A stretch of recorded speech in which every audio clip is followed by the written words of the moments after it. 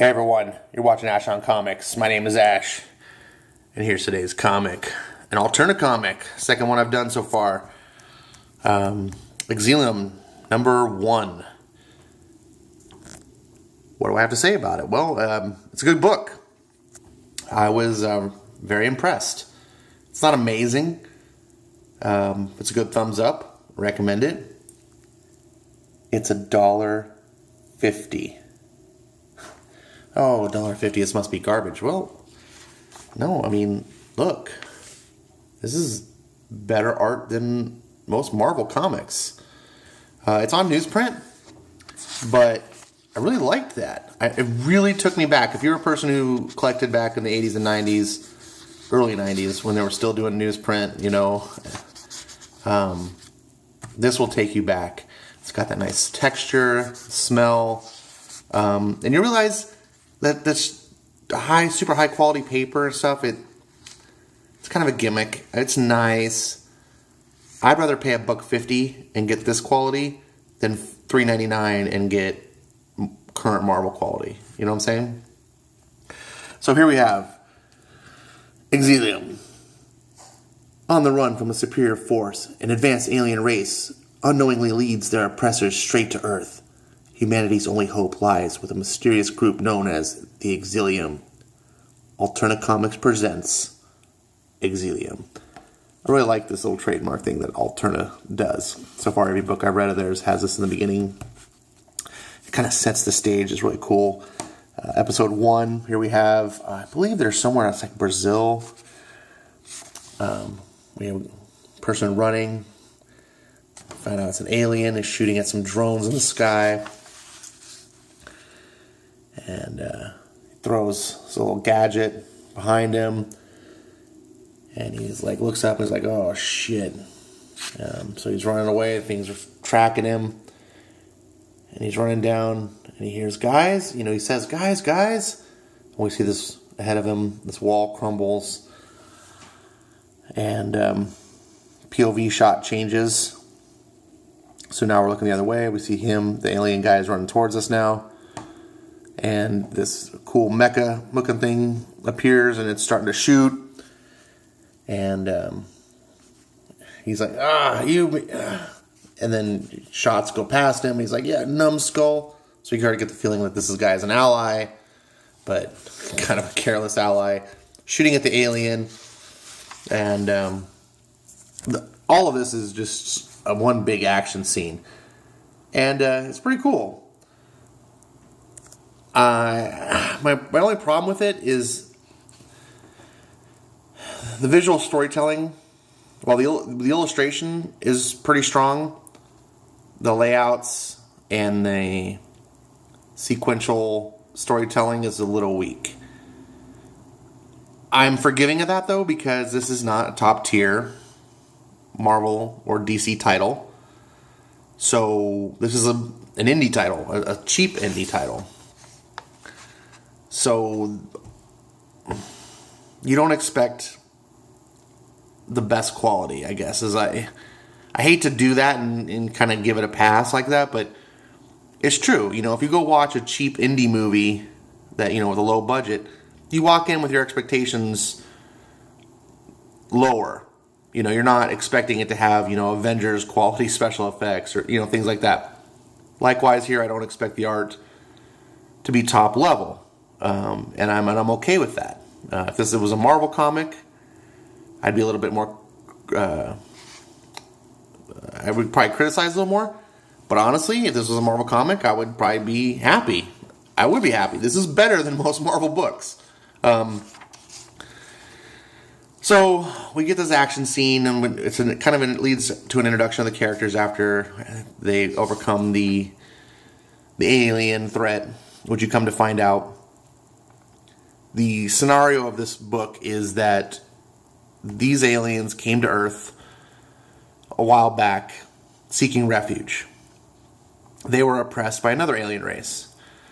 This book kind of reminds me a little bit of Alien Nation, if you know that movie or the TV series. So these guys have been seeking asylum. They've been on Earth. And like Alien Nation, and like you'd expect, some humans are like, hey, welcome, here. And then there's a metaphor of aliens being, other humans being like, go home, you alien. And kind of a reference to immigration issues and things that we deal with today, where different societies don't agree with other societies moving in. And it's fine. It's not heavy-handed. It's not political. It's not trying to say, oh yeah, Trump tear down the wall. It's not anything like that at all. It's nuanced. I really appreciated that. And here we have the main character, Nia, or I believe she's the main character. She's one of the main characters. And we discover that these guys are a resistance movement, and they're fighting these alien captors, because what's happened is the oppressors of the other aliens have come to Earth, and they've kind of suppressed life, and this is a resistance movement that's trying to fight them, and they have a plan. I don't really want to go over the whole story. I want you to read it. If you can't afford $1.50 for a good comic, then shame on you. Not shame on you. I only mean that if you're spending $5 on other comics and you're not willing to spend $1.50 on this, then shame on you. So this is, I believe, like 40 pages. It's quite long too. So you're getting way more than $1. Even the normal $20. I mean, here I'm halfway through. Yeah, here's the staple. I'm on page 21. So you can see, though, the art is pretty solid. It's not top tier, but it's very readable. It's not hard on the eyes, And like I said, I'm just flipping through here. I hope these are ads to kind of give you a sense of what's in the book, what it looks like.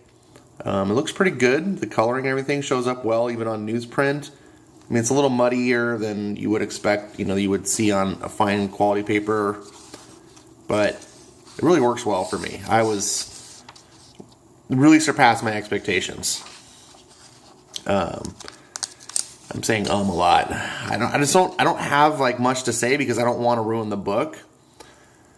But I will say that I was excited all the way through. I wasn't bored.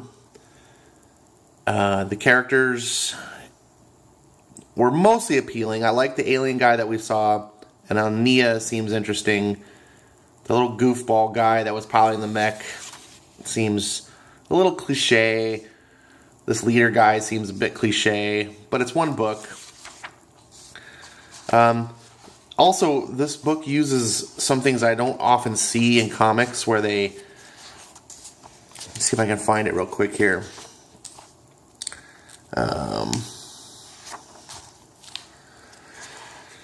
So we're normally seeing a very cinematic, sort of storytelling that happens in real time. This comic uses a technique where it's just like, okay, now fast forward and narrate what happened. The planning of the mission, possibly the most important, continues on through the night until finally there's a plan and everything hinges on.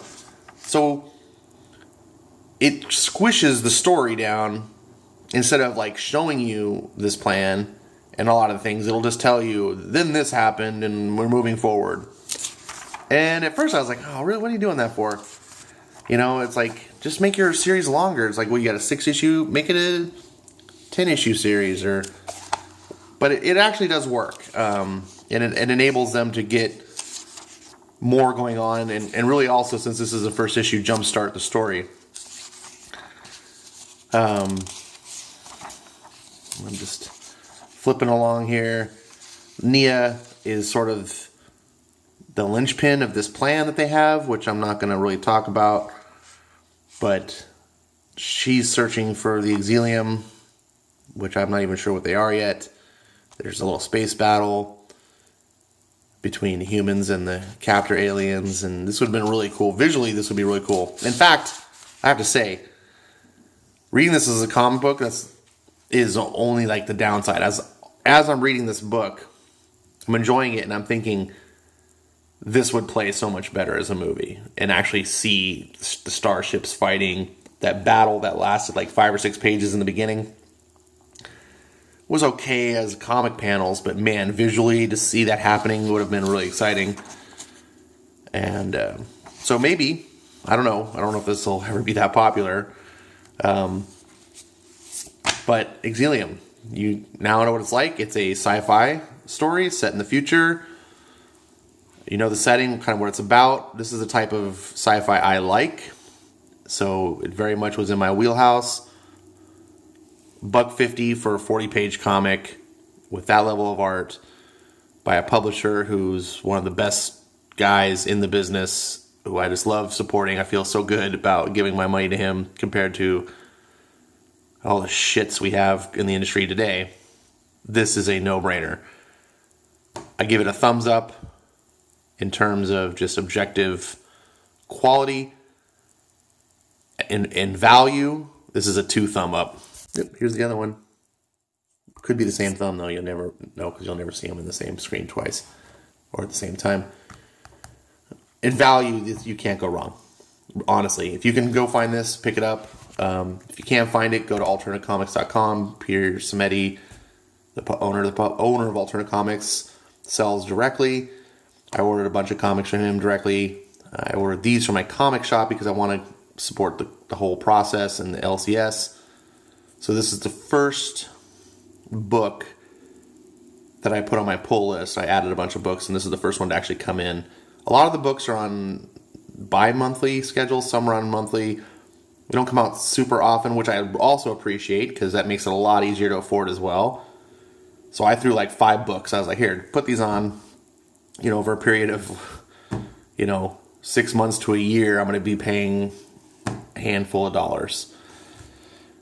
And I really like it. So, yeah, this probably wasn't the most exciting video to watch, but this is a good book. It's worth your money. Like I said, extraordinary value. I have Exilium number 2, just came out last week.